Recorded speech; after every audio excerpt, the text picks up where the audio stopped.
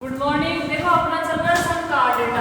तो अपन ने कल देखा था कि कोर डेटा में क्या क्या लक्षण होते हैं। कोर डेटा में 3 आधारभूत लक्षण देखे थे अपन ने। पृष्ठ रज्जु की उपस्थिति, पृष्ठ रज्जु की उपस्थिति। इसके अलावा दूसरा लक्षण है आपके युग्मित ग्रसनी क्लोम या कह सकते क्लोम छिद्र की उपस्थिति, क्लोम छिद्र की उपस्थिति।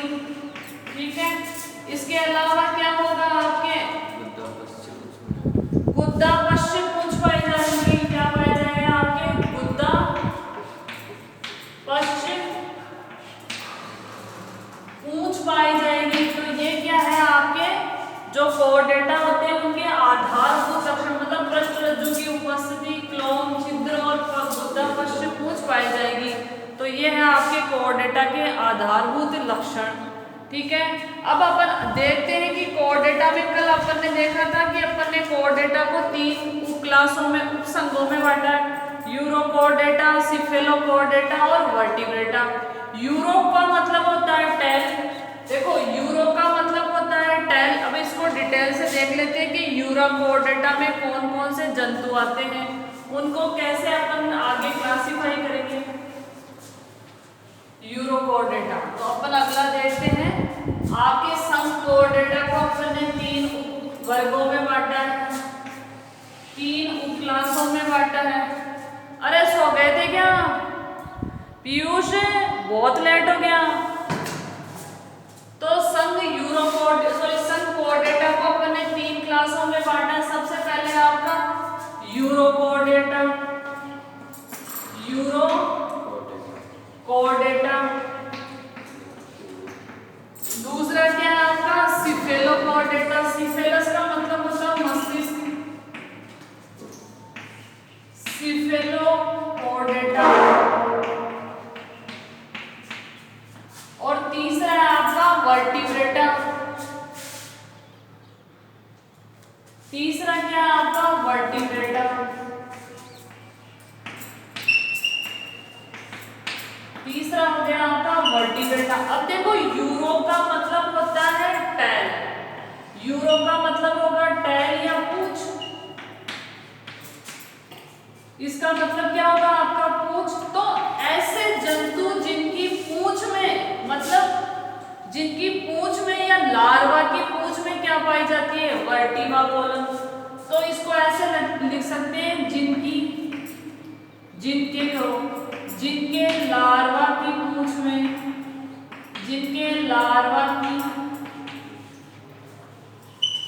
पूंछ में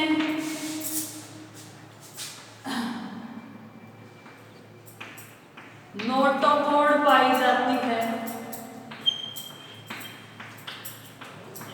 मतलब यूरोकोर डेटा वो जंतु होंगे जिनकी लार्वा की पूंछ में सिर्फ क्या पाई जाएगी आपकी नोटोकॉर्ड पाई जाएगी।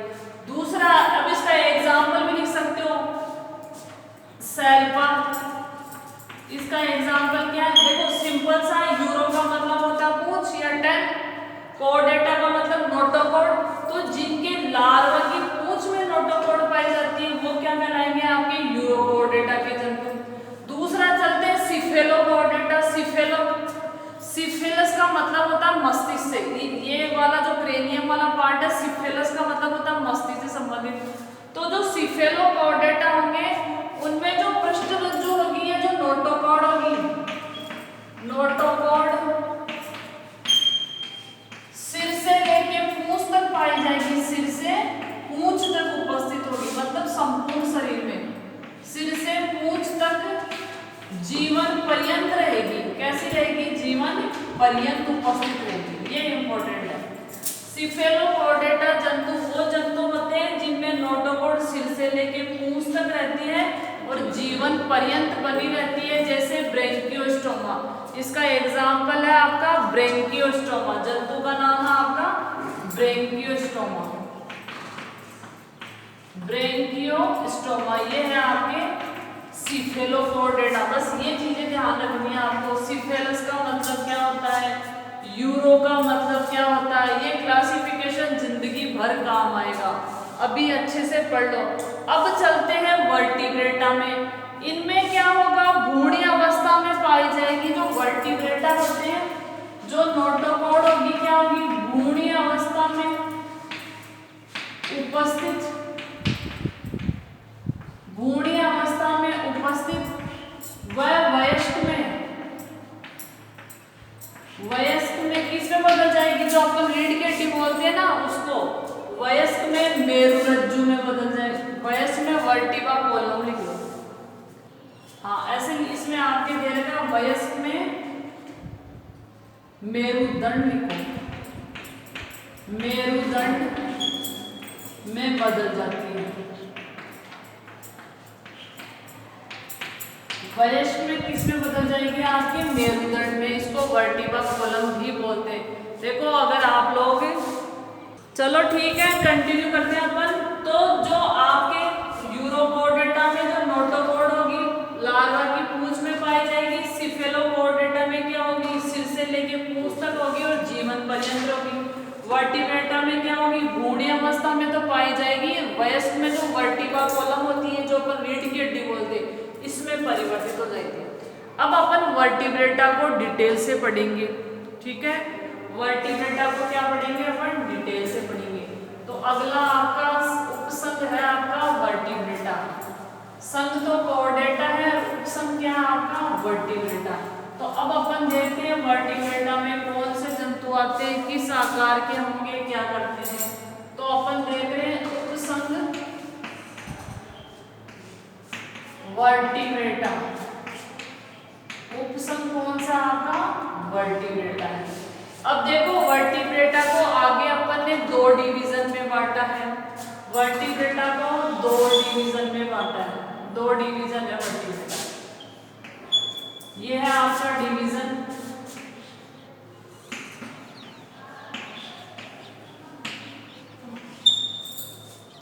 पहला है आपका एनेथोस्टोमेटा, एनेथोस्टोमेटा। पहला कौन सा आपका एनेथोस्टोमेटा, ठीक है। दूसरा आपका नेथोस्टोमेटा, दूसरा कौन सा आपके नेथोस्टोमेटा।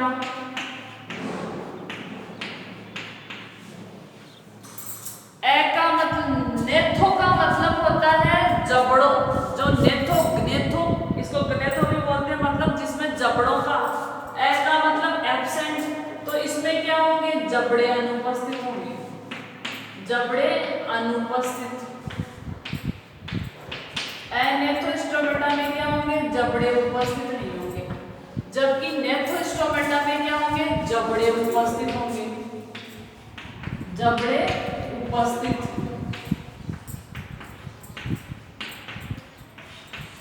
अब देखते हैं एनेथोस्टोमेटा में क्या होगा, आपका जबड़ों का अभाव होगा, ठीक है। ऐसे जंतु जिनमें जबड़ों का अभाव है वो किस में आ जाएंगे, एनेथोस्टोमेटा में, ठीक है।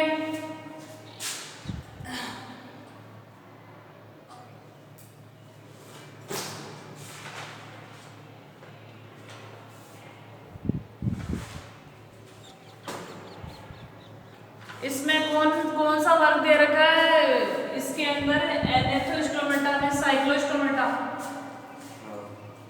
इसमें एक ही दे रखा आपके कोर्स में एक है,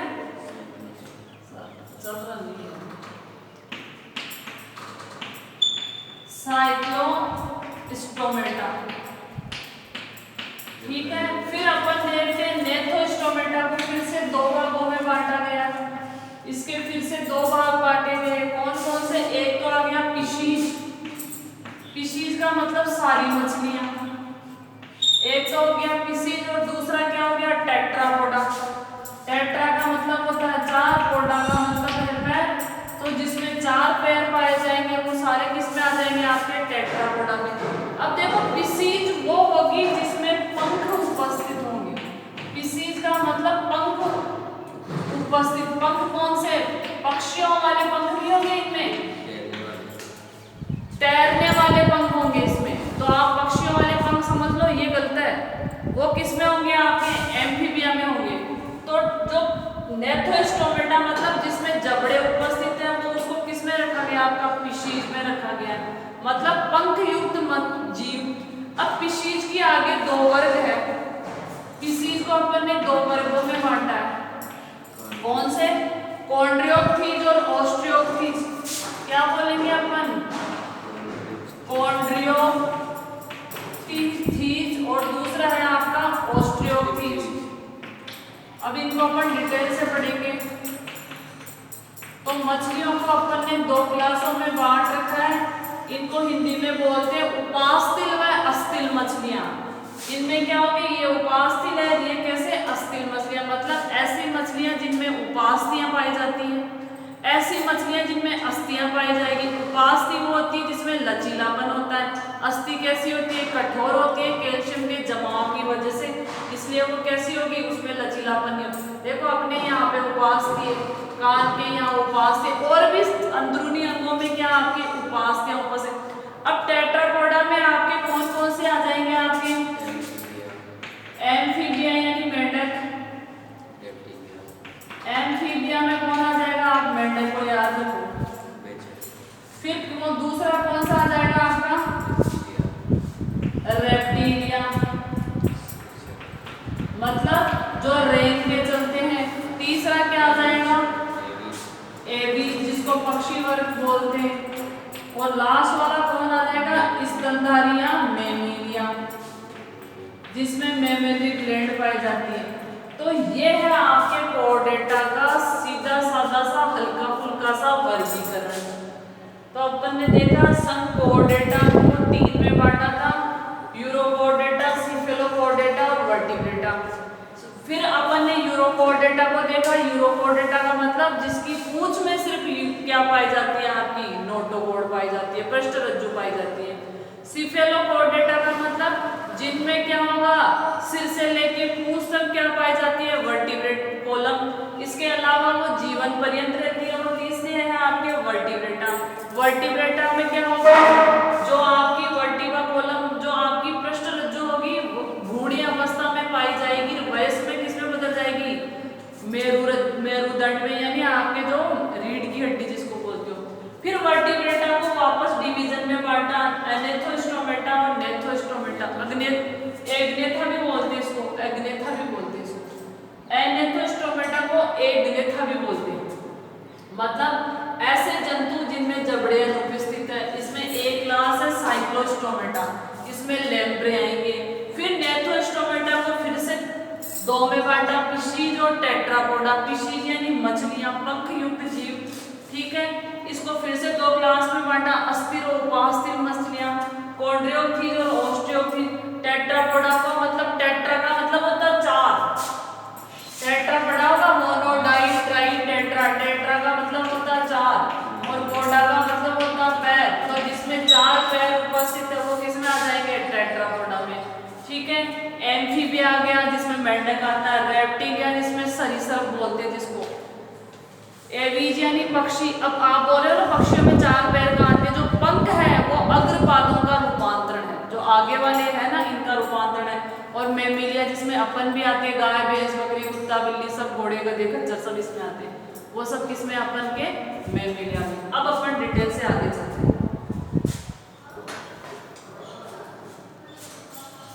तो अपन देखेंगे आपके साइक्लोस्टोमेटा। क्या देखेंगे अपन? साइक्लोस्टोमेटा।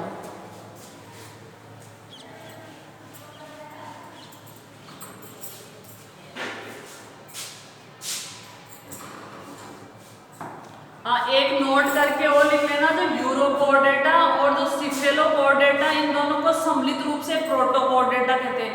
प्रोटो का मतलब होगा जो सबसे पहली बार जो जीव विकसित हुए थे, मतलब प्रिमिटिव जीव, पुराने जीव, वो दोनों किसमें? आपके सिफेलोकोर्डेटा और यूरोकोर्डेटा में। तो अब अपन देखते हैं साइक्लोस्टोमेटा। अब देखेंगे अपन साइक्लोस्टोमेटा कैसे है। एग्नेथा जबड़े रहित जीव, साइक्लोस्टोमेटा। देखो ये जो क्लासिफिकेशन चल रहा है, जो अपन वर्गीकरण पढ़ रहे हैं ना, ये मैं फटाफट नाम बोलती हूँ ना। क्यों बोलती हूँ? क्योंकि मैंने प्रैक्टिस की है।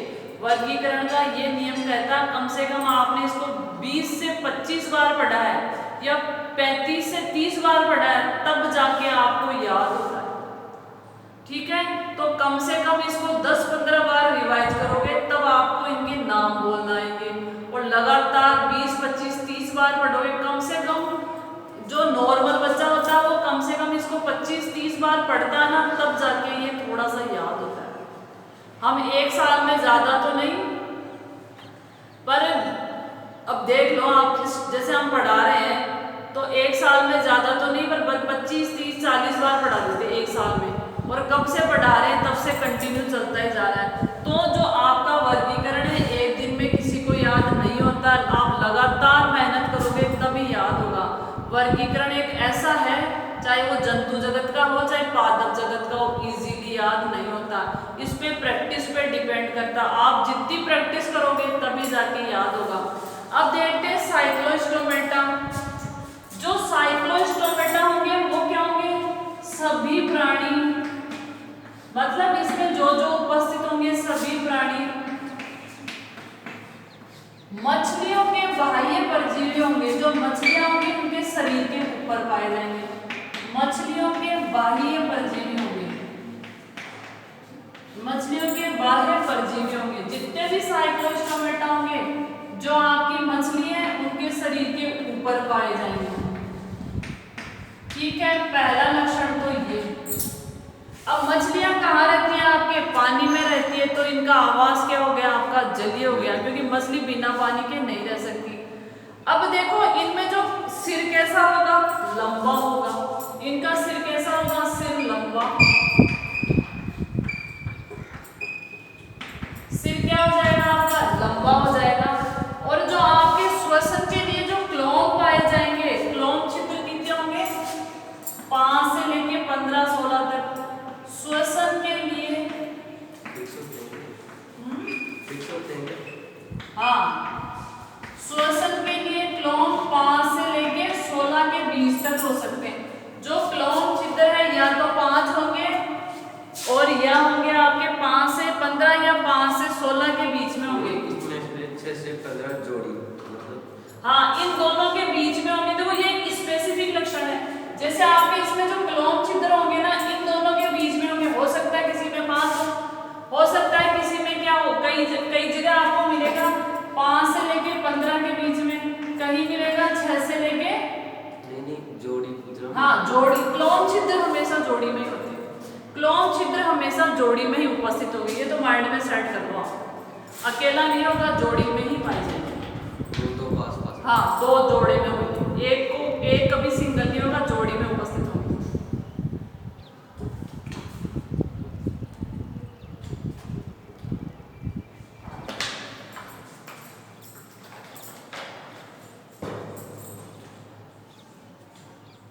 अब देखो अपन ने देखा था ये किस में आता है, एग्नेथा में, मतलब जबड़ा अनुपस्थित। तो इनमें क्या होगा, जबड़ों का चूसक का वर्ताकार, जबड़ों में क्या पाया जाएगा, चूसने वाले अंग पाए जाएंगे। इनका मुंह आगे से ऐसा होगा, आगे से मुंह कैसा दिखेगा, ऐसा। तो जो चूसने वाले होते हैं ना, सक करने वाले, वैसे होंगे। तो ये एग्नेथा में आता है, तो जबड़े तो होंगे इनमें एब्सेंट, और क्या होगा, चूसक पाए जाएंगे। ये कह सकते हैं चूसक उपस्थित होंगे, चूसक उपस्थित होंगे। ठीक है, दूसरा कैसा होगा, मुख वृत्ताकार होगा। चूसने वाला मुंह है तो गोल होगा और किसी सतह से चिपक जाएगा। मुख वृत्ताकार होगा, गोल सा होगा, मुख वृत्त के आकार का, वृत्ताकार होगा।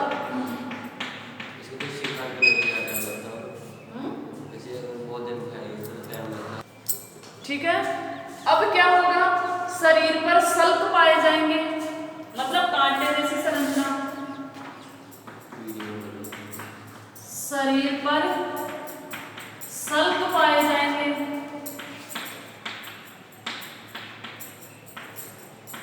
जैसे मछलियों के होते हैं वैसे क्या होंगे, सल्क पाए जाएंगे। ठीक है, युग्मित का मतलब होता है जुड़े हुए पंख पाए जाएंगे, युग्मित पंख होंगे। जैसे मछली में होता है ना, ऐसा छोटा सा ऐसा बना हुआ, ऐसा ऐसा ऐसा, वैसे क्या होंगे, जुड़े हुए पंख होंगे, युग्मित पंख पाए जाएंगे। ज्यादातर कैसे होंगे, समुद्र में रहेंगे, क्योंकि ये कैसे हैं, जल में रह रहे। मछलियों के ऊपर परजीवी है, तो कैसे जलवासी होंगे, समुद्र के अंदर ही पाए जाएंगे। ठीक है, अब यहाँ एक नोट करने वाला पॉइंट है, ये जनन के लिए क्या करते हैं, लवण। देखो समुद्र का जो जल होता है वहाँ लवण पाया जाता है, इसीलिए अपन उसको पी नहीं सकते। ठीक है, तो ये क्या करेंगे, जनन के लिए क्या करेंगे, अलवणीय जल में आ जाएंगे। बहुत इंटरेस्टिंग चीज है। देखो यहाँ से धीरे धीरे इससे सिद्ध हो रहा है कि निम्न कोटि के जीवों से उच्च कोटि के जीवों का विकास हुआ। कैसे, ये पानी में थे, पानी से क्या है, जनन करने के लिए आओ, किसी लिए आओ, पर कहाँ आ गए, आपके अलवणीय जल में आ गए। मतलब अब ये लोग जीवों ने स्थानांतरण चालू कर दिया, जगह छोड़ना स्टार्ट कर दिया। तो ये क्या कह रहा है, समुद्र से बाहर निकलते तो मरी जाएगी ना पानी से? नहीं, पानी में जाएंगे तो पानी से पानी में जाएंगे, समुद्र पूरे अलवणीय जल में जाएंगे, मतलब नदी में चले जाएंगे, तालाब में चले जाएंगे, उस जल में चले जाएंगे बह के। भाई ये समुद्र में रह रहे हैं, ठीक है, इनमें क्या है, जो लवण वगैरह आ रहे हैं शरीर में, उनको कंट्रोल करने की कैपेसिटी होती है इनमें, जिसकी वजह से ये क्या करते हैं, फटते नहीं है, मरते नहीं है। उसको बोलते हैं आपके, क्या बोलते हैं उसको, लवण सांद्रता को कंट्रोल करने के लिए बोलते हैं, एक शब्द बोलते हैं, याद नहीं आ रहा मुझे। ठीक है, तो फिर जब इनको जनन करना होगा तो कहाँ चले जाएंगे, आपके अलवणीय जल में। तो इनके लिए इम्पोर्टेंट चीज है, ये कैसे क्या करेंगे, जनन के लिए अपन लिख सकते हैं, जनन के लिए जाएंगे तो जल के जल में ही, जल पर लवण वाले जल में नहीं जाएंगे, जनन के लिए अलवणीय जल में जाएंगे। जनन के लिए कहाँ चले जाएंगे, अलवणीय जल में। ठीक है, अलवणीय जल में गए, वहां पे क्या करेंगे, प्रवास करेंगे। प्रवास का मतलब चले जाना, यहाँ से प्रस्थान कर लेना। जनन के बाद क्या हो जाएंगे, जैसे इन्होंने जनन करा कुछ दिन बाद मर जाएंगे, जनन के पश्चात मर जाएंगे, जनन के पश्चात मर जाएंगे। अब देखो ये मर जाएंगे, पर जो इनके लार्वा है, जनन कर लिया, लार्वा बन गया, अब ये लार्वा क्या करेगा, वापस समुद्र में आ जाएगा। लार्वा समुद्र में आया, लार्वा अवस्था में आया, लार्वा में क्या होता है, आगे कायांतरण होगा। ठीक है, कायांतरण का मतलब अपनी काया को पलट करेगा, वो काया में परिवर्तन करेगा। तो वो धीरे धीरे लवणीय जल के अनुसार, या कह सकते समुद्र के अनुकूल अपने आप को डाल लेगा, क्योंकि लार्वा कहाँ से आया था, अलवणीय जल से। ठीक है, तो उसके शरीर में इस प्रकार का डेवलपमेंट था, या इस प्रकार का परिवर्तन था कि वो अलवणीय जल में रह सकता। अब वो लार्वा लौट के समुद्र में आ गया, फिर कायांतरण करेगा, वयस्क बनेगा। तो वयस्क बनेगा, जिसकी वजह से क्या होगा, उसके शरीर में समुद्र के हिसाब से परिवर्तन हो जाएंगे। ये इंपॉर्टेंट चीज है। ठीक है, इसके अलावा इनमें कपाल तथा मेरुदंड, कपाल का मतलब ये वाला हिस्सा पाया जाता है, इनमें कपाल और मेरुदंड भी उपस्थित होता है। तो एक पॉइंट और लिख सकते हैं, कपाल व मेरुदंड, मेरुदंड उपस्थित होता है। कपाल भी उपस्थित होगा और क्या होगा, आपका मेरुदंड भी उपस्थित होगा। तो ये था आपका साइक्लोस्टोमेटा। इसका एग्जाम्पल देखते हैं, पेट्रोमाइजिन, जिसको लैम्प्रे बोलते हैं। एक है आपका उदाहरण पेट्रोमाइजिन, और दूसरा है हैंगफिश। दूसरा कौन सा आपका, हैंगफिश। तो इसके दो एग्जाम्पल है, एक तो है पेट्रोमाइजिन, जिसको लैम्प्रे बोलेंगे, पेट्रोमाइजिन, जिसको बोलते हैं लैम्प्रे,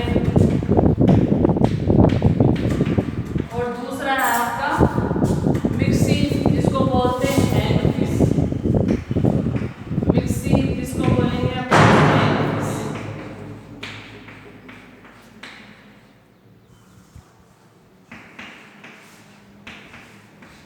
ठीक है, तो ये है आपका साइक्लोस्टोमेटा, जो अपन ने डिटेल से देखा। अब देखते हैं अपन, अगली क्लास है कौन सी आएगी बताओ, देखें, पिसीज पढ़ेंगे अपन। पिसीज में कॉन्ड्रियोक्थीज, कौन सी पढ़ेंगे अपन, कॉन्ड्रियोक्थीज।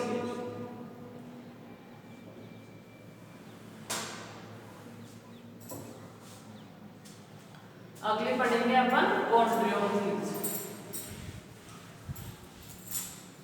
अगली क्लास है आपकी वर्ग कॉन्ड्रियोक्थीज।